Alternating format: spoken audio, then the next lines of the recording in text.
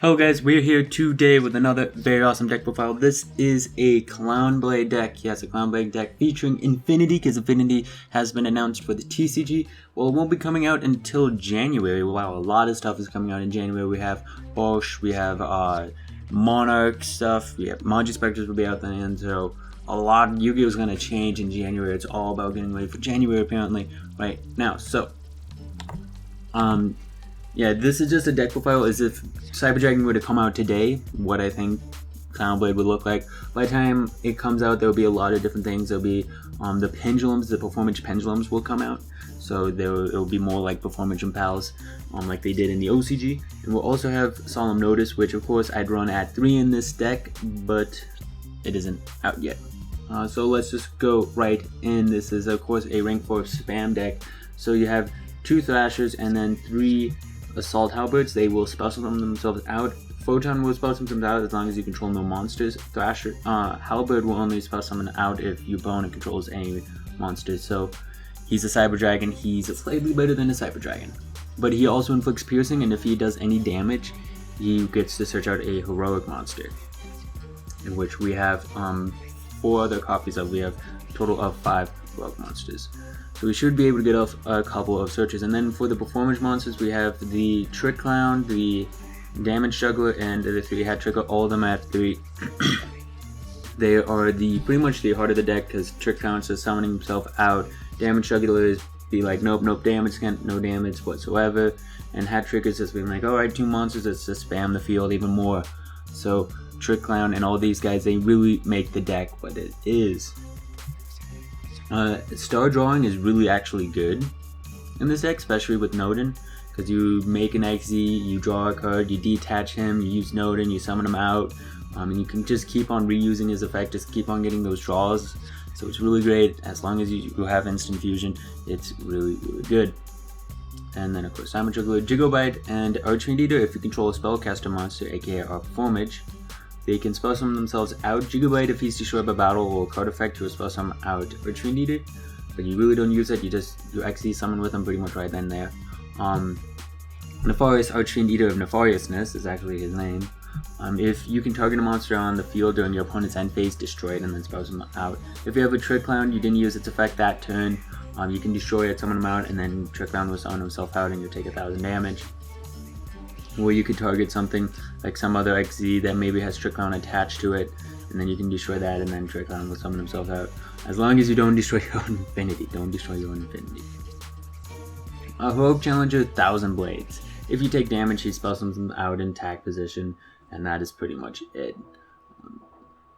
So yeah, that's his purpose. So that way you take damage from Trick Clown, and then you can special summon him out. So you can get out multiple monsters. You could get out 3 monsters just with this combo right here. You destroy a Trick Clown during your opponent's end phase. Trick Clown summons himself out, and then you get 1000 Blade. The only problem is that sometimes 1000 Blade doesn't work because at Chicken Game you won't be taking a lot of damage. So he could be in the grave and not be summoned out. But then again, eventually it will happen at one point or another in the game where you will take damage. So he will be there. And then of course a Hat Tricker, like I talked about. 3 instant fears. We only run 3, but with 2 Nodins, but we do have Diagaster Emerald. I mean, it's not so much being able to use a lot of them as seeing it is what's important. Like, you're not really gonna use all 3 instant fusion, especially with Chicken Game out, and yeah, you're not gonna see all 3 and be able to use all 3. We're only gonna use 2, but you definitely want to see it. But if you do end up getting all 3, then you just have to make a Diagaster Emerald, which normally I do make. Like after I make the Infinity, I tend to make a Diagaster Emerald, because like there should be 3 material in the grave at that point. So just return 3 and then draw 1. And if you have a Nodin in there, just return that as well. It doesn't hurt. Regeki, of course, is Regeki. Rhoda, and then Upstart. So we have to have search power. We have, let's see how many warriors we have. We have these 5. We have 7 warriors. So we have plenty of targets. 3 Upstarts for even more consistency. Foolish is whatever we want. We can get it to be a Hat Tricker. We can get it to be a Trick Clown. We can send a 1000 Blades or a Nefarious Archfiend Eater of Nefariousness. So that way we can summon those out later. And of course, Chicken Game, just way more consistency for the deck, just going plus after multiple turns and whatnot. and it doesn't really hurt. Your opponent loses their life as well, and then because they're of course using it one way or another, so it doesn't hurt. It just makes the deck way more consistent and just helps the deck overall, I feel. And then we have here a whole bunch of the one-of back row. Some people might play like breakthrough skill in this deck, but I want to focus more on removal. We already have infinity to negate stuff, but I really want to focus on removal so that way we can just do as much damage as possible. The only card we're not winning here is Torrential, because you don't want a Torrential when you have an infinity. It's a dead card. So we have here just a whole bunch of cards. I can just get rid of one card without affecting you too much. And Ring of Destruction, I don't think it will trigger Thousand Blade because I used it once and it didn't trigger. But a lot of the times you won't even take damage because it's chicken game. So that's really awesome. You just get to destroy a card for free, which is really nice. No real downside, but then again the damage isn't a downside at all because your opponent does it as well. But if you're in the case where your opponent summons a 3000 attack monster and you have 2000, you can destroy it without being afraid of losing the game because it's chicken game. And then of course all the other back row, just you make an infinity, you flip up vanities, or you warning them. It just really wrecks them. They won't be able to do a lot after that. So I guess that is it for the main deck, and of course it's weird, you wouldn't expect something like this to work, but it all revolves around, like, as long as you see your performance monsters, you should be good.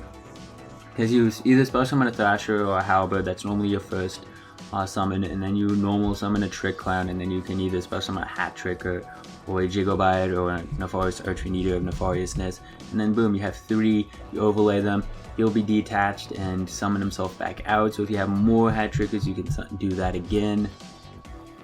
So it's, or more Gigabytes, you can do it even more. So, and if you have Foolish, you can send him to grave to summon him out as well. So it's just surprising how well this deck actually works.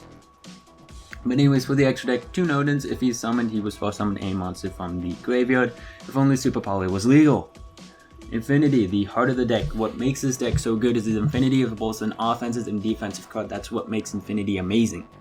He's offensive because he just takes a monster. You can target an attack position monster, even your own. So if you have a Trick Clown and you really don't have anything better to do with it, you can just use it as summon out an attack position and then attach it to Infinity. And be like, I have another material and he gains more attack. But yeah, he gains 2 in attack for each XYZ material attached to him. Nova, you have to run Nova to make Infinity. And we're running 2 because you really want to see it.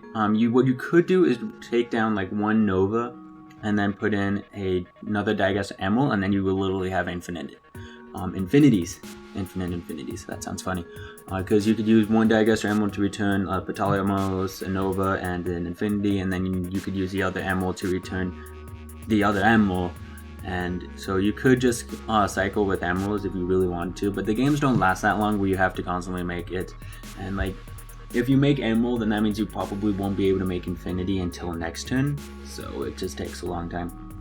But 2, because making 2 is amazing.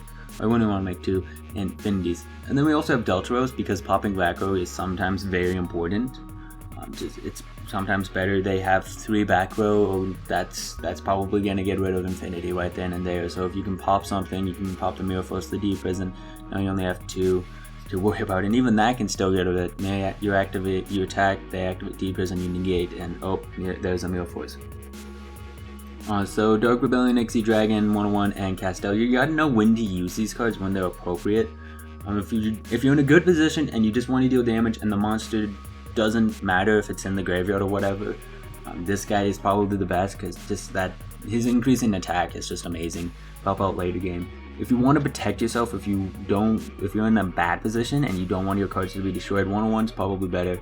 If it has a graveyard effect, or you just don't want it to come back, or if you don't want it to hit the graveyard, Castel's better. Like, you don't Castel an Exciton Knight, you 101 the Exciton Knight. That's what you do. But you don't 101 or Dark Rebellion a Construct, you Castel the Construct. You just need to know how to use those cards. And then of course Exciton Knight if you really need it. And then Digestor Animal, he's just great. You return your extra deck, which is amazing. So you just get to draw 1 card. And then Abyss Dweller to help out against a variety of decks. You have plenty of water monsters in the deck, so he can become a 22 beater, Nodens of water, Gigabytes of water, so he will be up. And then Petalemos, you can detach 3, this is a quick effect, and he will put on a rank 5 monster on top of him, such as Nova.